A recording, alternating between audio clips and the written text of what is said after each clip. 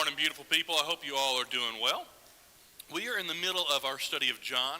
The theme by which you now are well aware of is believe, and we get that from John chapter 20, where John says, excuse me, where John says that there were other things that Jesus did, other things that he said that he could have picked from, but that he intentionally selected what is written in the Gospel of John so that we might believe, that we might come to believe, that we might continue in belief. And so we always ask the question each time we come to something in John, why did John pick this? There must be something here that he really wanted us to know, because he could have picked something else. So the fact that he picked this means that it must be important, must be something that he wants us to know. We're in the middle of John chapter 11. If I can get somebody to read verses 33 through 44. To recap what we just finished last week, Jesus has intentionally waited after having received word that Lazarus, his friend, is sick. And he's made his way to Bethany 4 days after the death of Lazarus. And he is greeted by Mary and Martha, who both utter the same question of, if you'd been here, my brother would not have died. I guess that's a statement, but there's an implied question of, well, where were you? We sent word days ago, and you've waited until now. Where were you? What happened? If you'd been here, my brother would not have died. We talked about the different responses to pain, and that Jesus shows his humanity and how he chooses to work through those, and his willingness to work through that, as opposed to just simply flying by it and getting to what we're about to read with regards to the raising of Lazarus, that he takes time to minister and to be there for the pain of Mary and Martha, even though he could have blown right by it and gone straight to the resurrection, gone straight to raising of Lazarus. And we honed in on the I am the resurrection and the life, that everything within chapter 11 revolves around that statement of I am the resurrection and the life. A rather bold statement, a statement that implies that Jesus is life, and that he is the one who can create life. He is the one who can create life from death. And then here he's about to show that what he claimed is actually true. So I'm going to get somebody to read verses 33 through 44. When Jesus saw her weeping, and the Jews who had come with her also weeping, he was deeply moved in his spirit and greatly troubled. And he said, "Where have you laid him?" And they said to him, "Lord, come and see." Jesus wept. So the Jews said, "See how he loved him." But some of them said, "Could not he who opened the eyes of the blind also have kept this man from dying?" Then Jesus, deeply moved again, came to the tomb. It was a cave, and a stone lay against it. Jesus said, "Take away the stone." And Martha, the sister of the dead man, said to him, "Lord, by this time there'll be an odor, for he has been dead for 4 days." Jesus said to her, "Did I not tell you that if you believed, you would see the glory of God?" So they took away the stone, and Jesus lifted up his eyes and said, "Father, I thank you that you have heard me. I knew that you always hear me, but I said this on account of the people standing around, that they may believe that you sent me." And when he had said these things, he cried out with a loud voice, "Lazarus, come out." And the man who had died came out, his hands and feet bound with linen strips, and his face wrapped in a cloth. And Jesus said to them, "Unbind him and let him go." All right, thank you.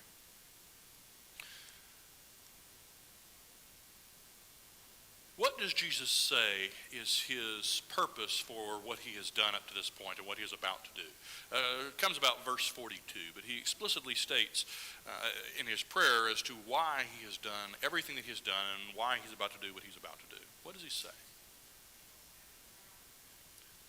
Yeah, that he everything he's done is for those who are witnessing, those who have seen, and those who will see, so that they might believe. It brings us back to our theme, that everything is within John is so that they might come to believe, so that they might continue in belief. And everything that Jesus has done, all of his actions, including his waiting, the way he interacted with Mary and Martha, all of it has been so that they might come to believe.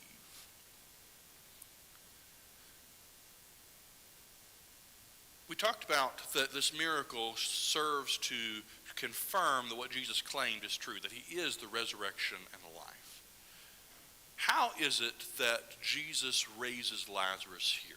what does he do to raise Lazarus?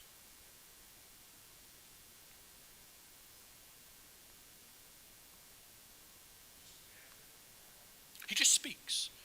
Now, if you remember way back into John chapter 1, and one of the themes throughout John is the recognition of the deity of Christ.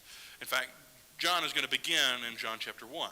In the beginning was the Word, and the Word was with God, and the Word was God. That there is this highlighting that Jesus is both human, that's why he cries, is because he's human, but that he's also God. And we see both of those at work here in this particular miracle, for he's taken the time to be with people in his grief because he's human and he feels that, but also he can do only what God can do. Now, could Jesus have healed, or could Jesus have raised Lazarus using some other method? What do you think? Of course.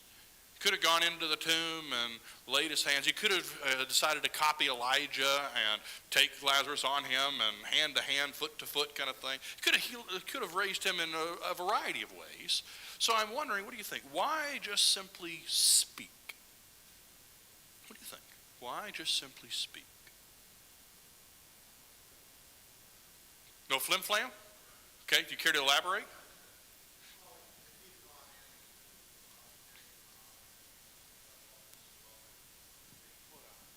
Okay. But this was a way for him to stand back, separated from the event, Okay. and caused him to rise from the dead. Okay, so there's no hokum here. There's no trying to pull the wool over anybody's eyes, and Jesus makes that very clear. Okay. Ma'am. We need just a giant boom mic or something.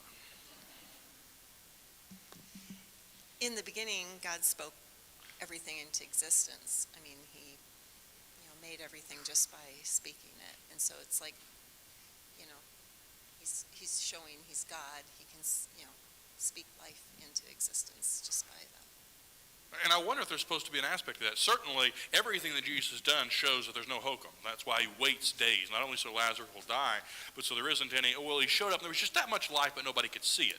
He waits until there's plenty of time to have passed so that it is clear that this is not just some kind of healing, not some kind of magic trick, but is instead raising Lazarus from the dead. But I wonder if at least part of the reason why he chooses to speak is to tie back to who he is. Because of how God chooses to create. Yes, ma'am. I mean, if you see so-called healers today, they shout, they kind of push them, and, it just shows his power, his complete power over any situation. It does emphasize the level of power that he has, a godlike power, we might even say. Because if you recall, when God creates life, all he does is speak. And God spoke, and this happened. God said, and this happened. And God said, and this happened. And that's how life comes into existence, is by merely speaking. And here, Jesus is claiming to be the one who can create life, the one who can bring life, the one who can bring life from no life. For to raise someone from the dead is to bring life to one who'd never had, or one who'd lost life. To bring life where there is no life, to kind of, in a sense, create life. And so here Jesus speaks just as God has spoken to create life, emphasizing his deity and who he is. So I wonder if at least part of the reason why he chooses to speak is to emphasize that reality.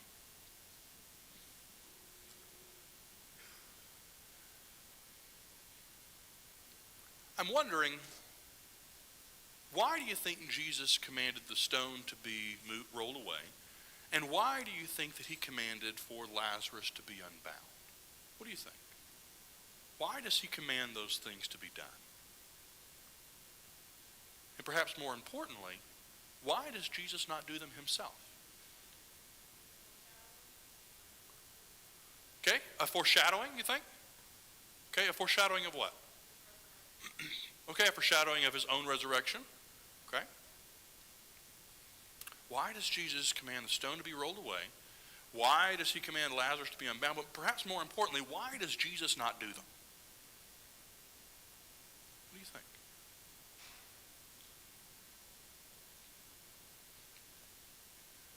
Or if Jesus is able to raise somebody from the dead by speaking, surely he can say, hey, rock, move.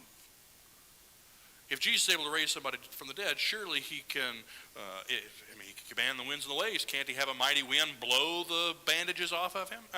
But my point is, why does Jesus not do it himself? Why does he not go over and unwrap Lazarus? Why does Jesus command someone else to do it, you think? Yes, sir. Would this be part of the Jewish law that you're not supposed to touch anything that's dead? Well, at that point, he's not dead. He's not? Not if he's raised and walking out. Okay, well, You're right, it's a conundrum. Yeah. But then the same question would be, well, why then have somebody else do it? Because they're Jews as well. I don't know. What do you think? It may be that he's emphasizing that there are some things that we have to do in order Okay. to receive salvation. And so he says, do this, and if we don't do it, there's certainly consequences, but I think that might be part of it.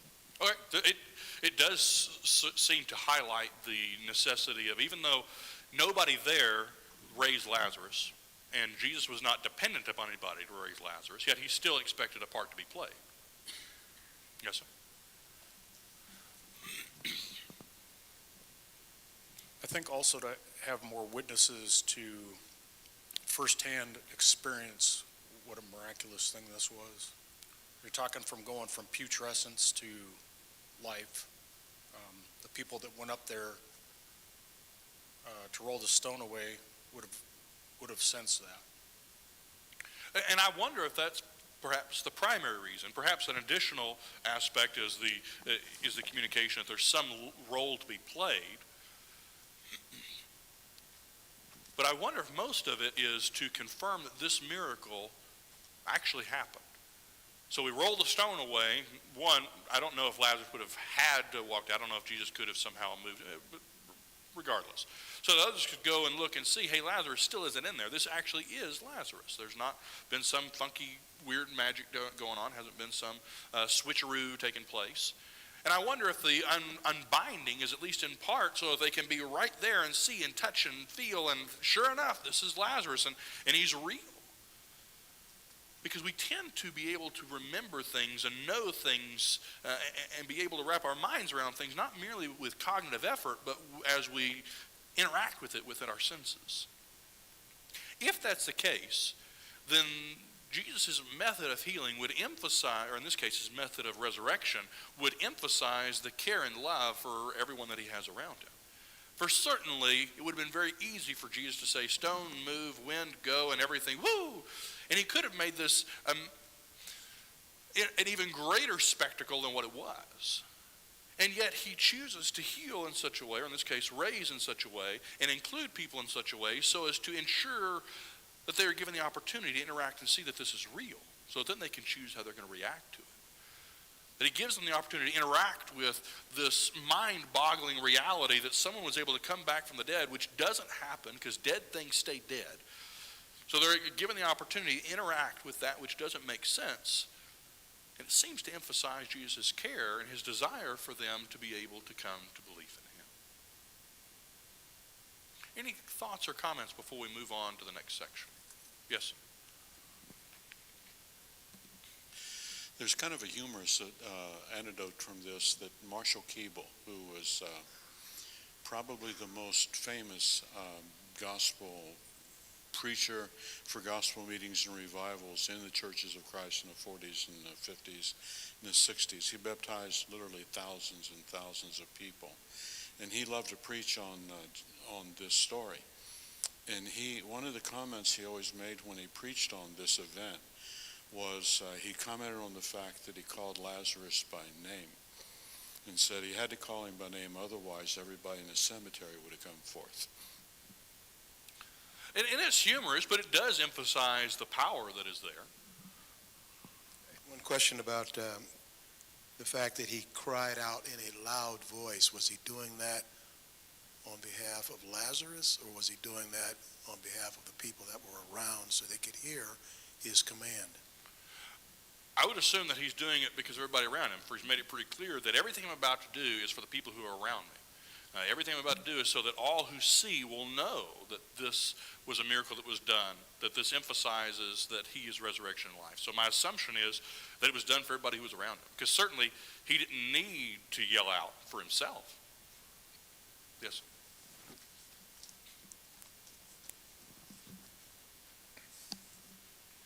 When you look back in the 70s and 80s, when the evangelists on TV, like Jimmy Swaggart and Benny Hinn, and all of them, they had to have an audience around, and they had to manually touch the person to cause a healing. And people, Christians were skeptical, and others would accept it. This point here where he just stood back and said it. He didn't have to touch him, didn't have to put on a big show or anything like that, just come out.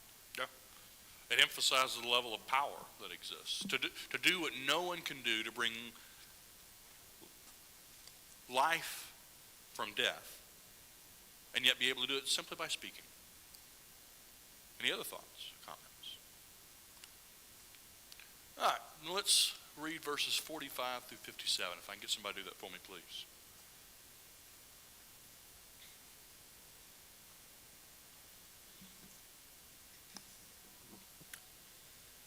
Many of the Jews, therefore, who had come with Mary and had seen what he did, believed in him. But some of them went to the Pharisees and told them what Jesus had done. So the chief priests and the Pharisees gathered the council and said, "What are we to do? For this man has performed many signs. If we let him go on like this, everyone will believe in him, and the Romans will come and take away both our place and our nation." But one of them, Caiaphas, who was a high priest that year, said to them, "You know nothing at all, nor do you understand that it is better for you that one man should die for the people, not that the whole nation should perish." He did say this of his own accord, but being high priest that year, he prophesied that Jesus would die for the nation, and not for the nation only, but also to gather into one the children of God who are scattered abroad. So from that day on, they made plans to put him to death. Jesus, therefore, no longer walked openly among the Jews, but went from there to the region near the wilderness to a town called Ephraim, and there he stayed with the disciples. Now the Passover of the Jews was at hand, and many went up from the country to Jerusalem before the Passover to purify themselves. They were looking for Jesus and saying to one another as they stood in the temple, "What do you think? That he will not come to the feast at all?" Now the chief priests and the Pharisees had given orders that if anyone knew where he was, he should let them know so that they might arrest him. All right, thank you. So, how do the Jewish leaders respond to the raising of Lazarus?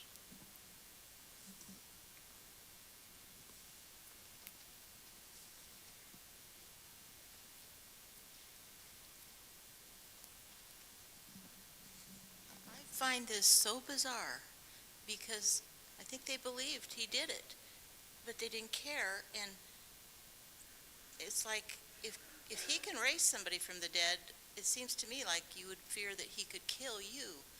But they immediately set to plot to kill him. Anybody else? How do the Jewish leaders respond to the raising of Lazarus? Yes.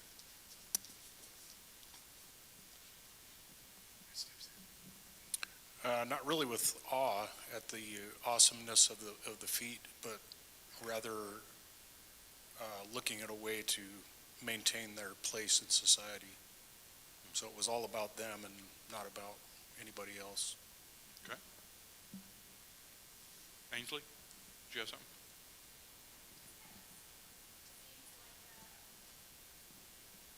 Sorry. Yeah, that'd be great, thanks.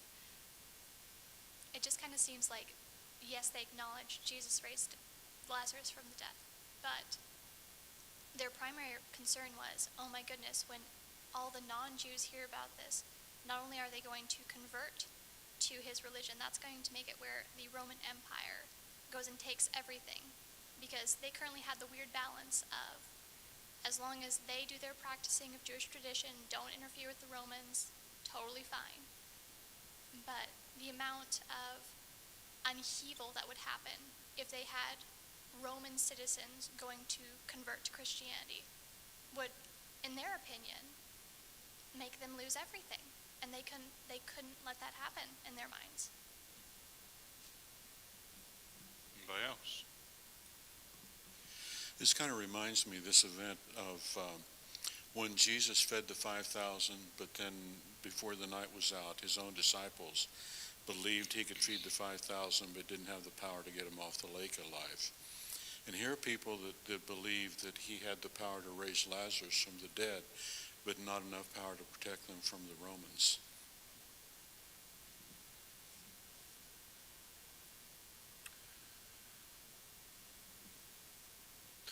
It's interesting that the leaders here don't simply refer to the resurrection that has taken place.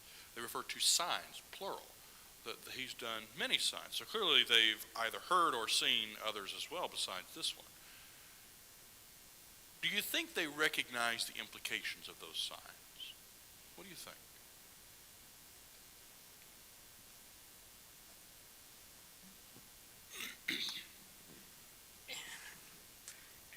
In verse 48, it says the whole thing is, people are no different today than they were then. They're in power. They don't care. Anything but keeping their power, whether he's right or what he did was miraculous, the things that he does. I think they even believe in it, but they don't want him in power. They want to keep the power. And evil doesn't care. If something's good, too bad. I want to be better, and I want to be in control. I want us to come back to that idea in just a few minutes. Do they recognize the implications of these signs, you think? Yes, ma'am?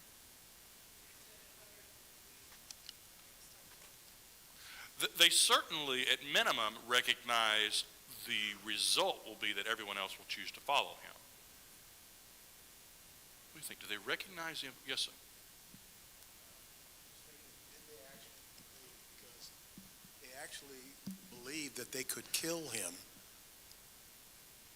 and he would die. But if they actually believed that he was the Messiah, the Son of God, then how did they think they could actually kill him and keep him dead? If that makes any sense. Yeah, it does. And it's a tough question. Did they recognize the implications? I would say unequivocally that no, they didn't recognize the full, because even Jesus' disciples don't recognize that he is God in the flesh yet. John lets it be known that they aren't going to recognize that until after the fact. But do they recognize that he must be from God, and that he is someone from God doing things that only God would allow a righteous person to do? I would submit that it has to have at least crossed their minds. Because they seem to recognize these signs are going to lead everybody else away, which seems to be that they accept them. For if they didn't accept the signs and they believed them to be faulty signs, what would you do? If you were confident that what someone else had done was pure hokum and magic, what would you do? Say again? Well, you would call him out, and admittedly the leaders have attempted to do that some, and he's refuted them. But if you were confident, you'd go look for something to point at that this is not accurate. These are what's the word I'm looking for? If this is not real, if this is not a valid thing, you'd look for holes within the argument. You'd look for holes within what had taken place. You try and explain how is it that this has taken place, and you'd show everyone the fault of what was there and how they'd been fooled. And it's interesting that the leaders don't do that. In Matthew's account, the only thing they can resort to is, well, you do this by the power of Beelzebub. They recognize that what has been done isn't something that can be done by regular human means, but is only supernatural, and what they're left to do is try and explain it away. Here in John's account, which seems to be at some other, perhaps a little bit later down the line, The result, what they arrive at is all we can do is try and kill him, because if he keeps doing these signs, everybody's going to believe him.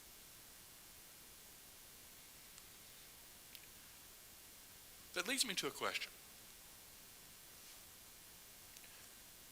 Sometimes I've heard the argument made that would be possible for God, if he wanted to convince all people that he is God and come to worship him. That if he wanted to, he could show up in all of his majesty and his might, if he wanted to, and make sure everybody recognized him. Do you believe that to be true? I would submit this example says no, it's not. Now, hear me out on this. Jesus has done something that only God can do, and that he's raised somebody from the dead by speaking. Everyone knows that he's dead. They can smell it. He's dead. And yet he does something that only God can do. And they see it, and many believe because of that. And Lazarus is walking around. Spoiler alert, we're going to find out that there's a plot to kill Lazarus too in the next chapter, because Lazarus is walking evidence of who Jesus is. They recognize that Jesus can do what only God can do. Now, notice that I phrased the question that it would be to both recognize God and as God and kind of follow him. Yes, God could make all people recognize that he is God. Does not mean that all people would choose to follow him. It's the picture that's painted in Revelation at the end, where people are basically just shaking their fist at God despite everything that has been done. We want to do it our way. Well, that seems to be what's taking place here. For they seem to recognize that Jesus is one who's done signs that could only be from God, and yet they refuse to listen to it, despite the prepondary, is that the word? I think that's the word. Besides the compounding amount of signs that are existing at this point in time, and finally capped off by arguably the greatest of the signs, that I am the resurrection and life. I'm going to raise someone from the dead who's been dead for days, and they're going to be raised up. They're not going to smell funky anymore. They're going to be completely okay. He shows what only God can do. They seem to recognize those signs, and their solution is to try and stomp it out. So I would submit that no, that God could show up if he wanted to, and all people would recognize, okay, he's God. Does not mean that all people would want to begin to follow him. Which in my mind is a little bit of a warning and a little bit scary. That it is possible to reach a place where even if God showed up himself, that we might still not want to follow him. Yes. I follow your argument, but the statement that could God, he gave us free will, so that sets the stage. Okay, so no, he's not going to change it, that's his plan. But could he have not giving us free will and said, put us all here and said, follow me because I'm your father and that's it, and you got to do what I'm going to do because you love me, and you have no free will, you have to do it. That's just not the stage. He gave us free will. You can think on your own. If you want to be an idiot, be an idiot. It's correct that we have free will, and so we can choose. What I'm suggesting is that even with our free will, that God could show up today, and all of his regalia, and all of his majesty, and all of his might, and people would, everybody's going to die because nobody can see God and live. But follow me for the sake of argument. That people would see him, they would recognize him, they would say, okay, there must be a God. Doesn't mean that they would then decide we want to follow that God. Yes, ma'am. How many times do we study the word with somebody and they'll say, I can't do that. I can't be baptized. I can't follow. So it's the same thing. I mean, the word is so strong whenever you read it and teach somebody, and yet people won't follow it. I want us to build on what you said, though, for a second, though. You were talking about when we study with somebody that someone who hasn't yet known about God, might choose not to follow him. That's true. Who are these individuals who are discussing what has been done?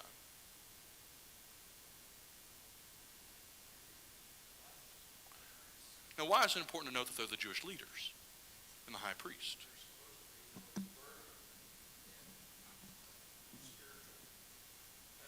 Spiritual, learned, but not just learned in the sense that they have degrees, but learned in the sense they've spent all this time knowing the law of God and studying what he has done.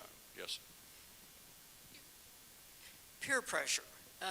Pressure of what you have already committed yourself to.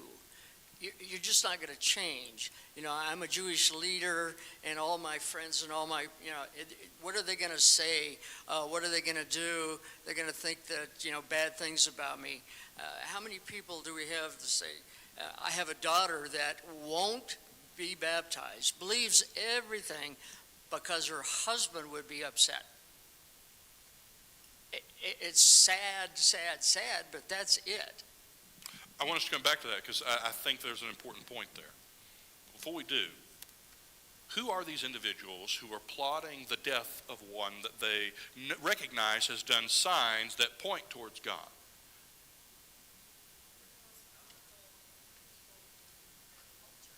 Okay. They are the most powerful people within the culture.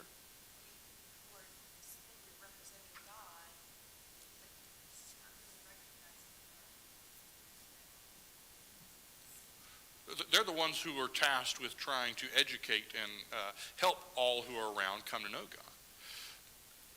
They're the people who grew up going to Bible class. I realize they didn't have Bible class. I realize it's Christian, but follow my line of thinking. They're the people who grew up going to Bible class.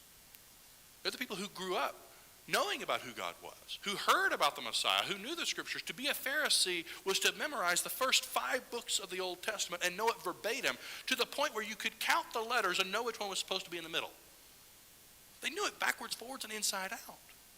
They'd been to Bible class their entire lives. And these are the ones who, when God showed up, decided to try and kill him.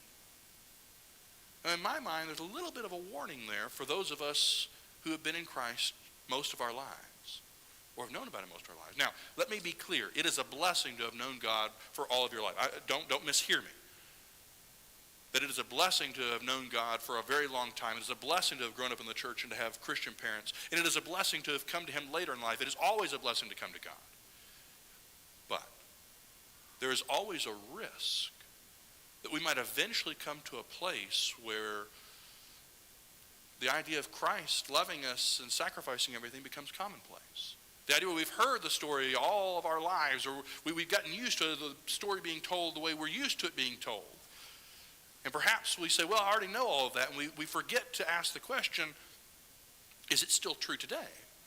Now, let me be clear, the Bible is still true today, yes, but my understanding of it, if I arrive at the conclusion that I already know everything, just as the Jewish leaders did, if I arrive at the conclusion that I already know everything, there's no room for growth, then I might very well find myself in the same place they were.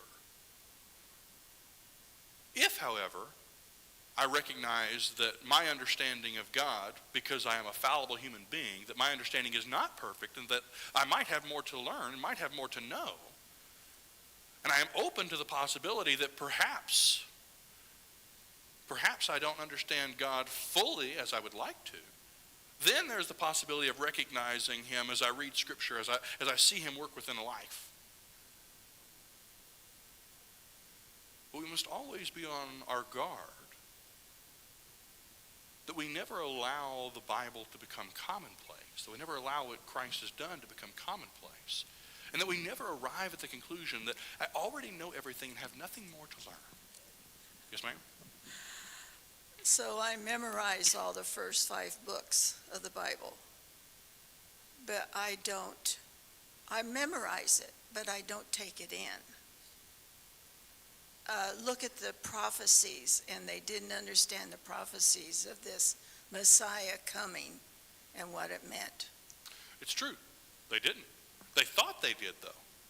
And therein lies part of the challenge.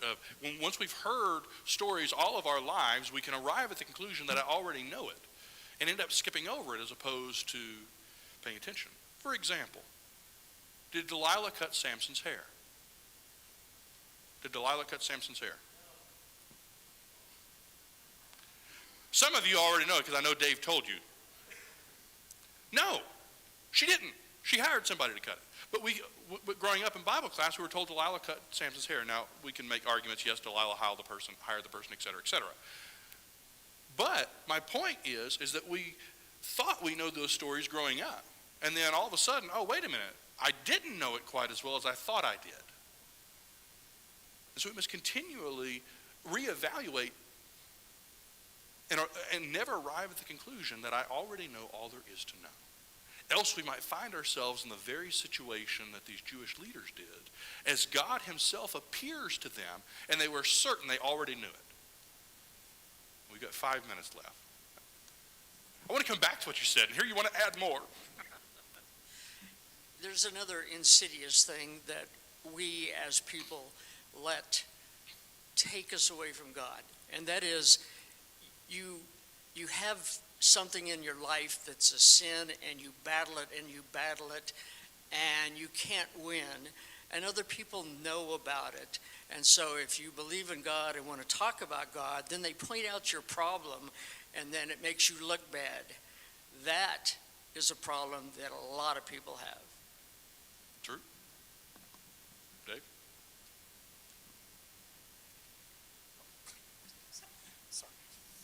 Chop, chop.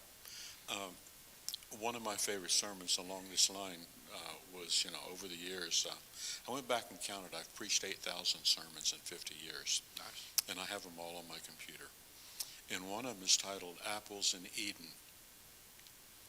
And it's all about things that people think are in the Bible that aren't in the Bible. That's along the line of Solomon cutting the hair. And for example, if I mentioned Noah spending 40 days and 40 nights in the ark, how many people would agree with that statement? And so it's interesting when we study to make sure that we don't assume anything that we think we know. Hold on, Laura. Ralph's been very patient back there. No, okay. He didn't have, forgive me, I just thought you had something. Well, I was just thinking about the priest. I mean, they had worshiped, they had learned, but they were doing everything in spirit. Were worshiping God in spirit. They had never obviously seen God, but when someone shows up in the flesh who looks like them, I'm just wondering if they're struggling to, okay, we've always dealt with this entity through spirit. Now this person comes and he's looking like us, acting like us. It's hard for them to make that transition from worshiping spirit to actually worshiping somebody that looks like them. I think you're right. I think there's a very understandable challenge.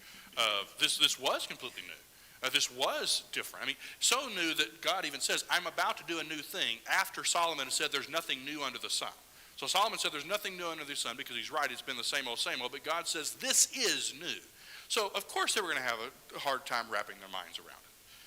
But the point is that since they'd arrived at the conclusion that nothing could be new, and they already knew that they missed some of the points, but you're right, that would have been a struggle to try and wrap minds around. Okay, here and then back here with Chris. How long have we brought the wise men to the stable? And they didn't.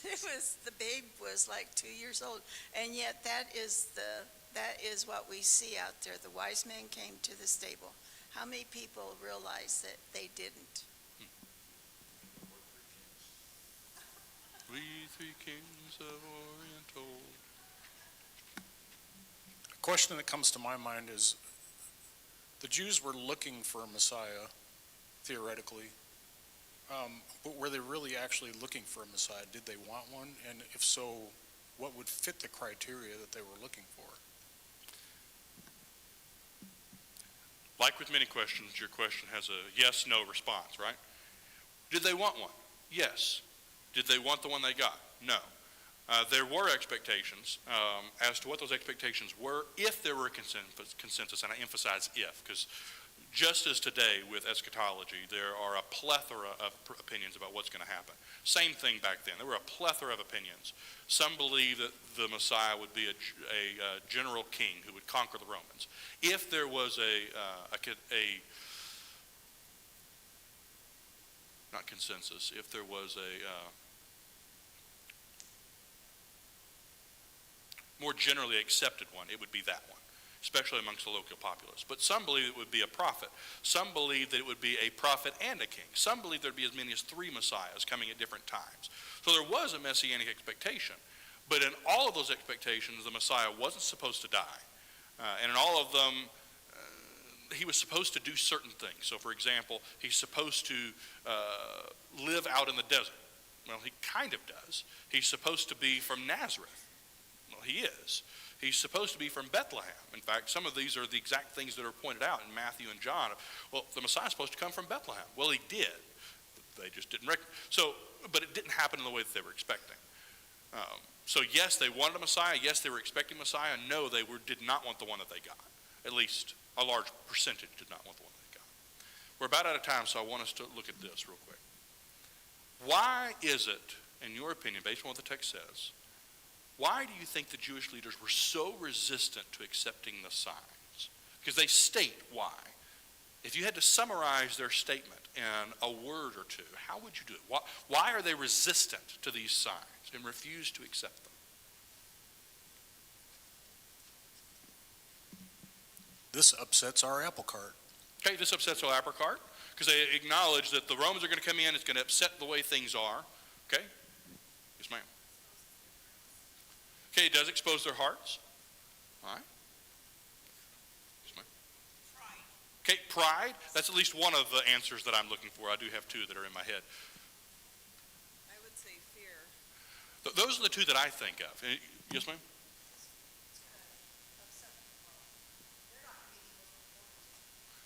Okay, they're not going to be the most important anymore. In my mind, I kind of hear both within that statement. Because what they say is, if this keeps on, then people are going to keep going out there. The Romans are going to come in, and we're going to lose our way of life. I'm paraphrasing. Some of that is we're going to lose our power, the pride, if you will. Some of it is we're going to lose our way of life because the Romans are going to come in. And in case you are not aware of your Roman history, the Romans were not kind to insurrection. They usually just killed everybody there and asked questions later. That was usually their methodology. So there's an element of fear there as well. What's going to happen if this keeps going on? In my mind, as Christians, we have to be really careful of those 2.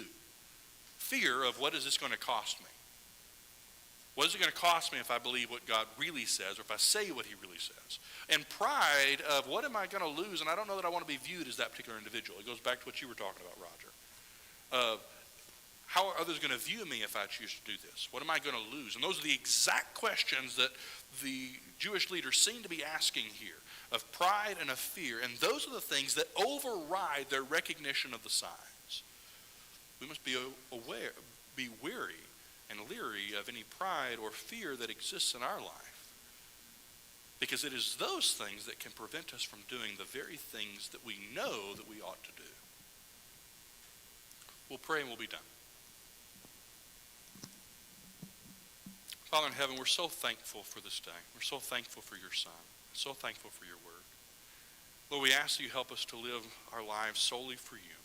Help us to not give in to fear and pride, but rather help us to do what you would have us to do. We love and wait to be with you in Christ's name.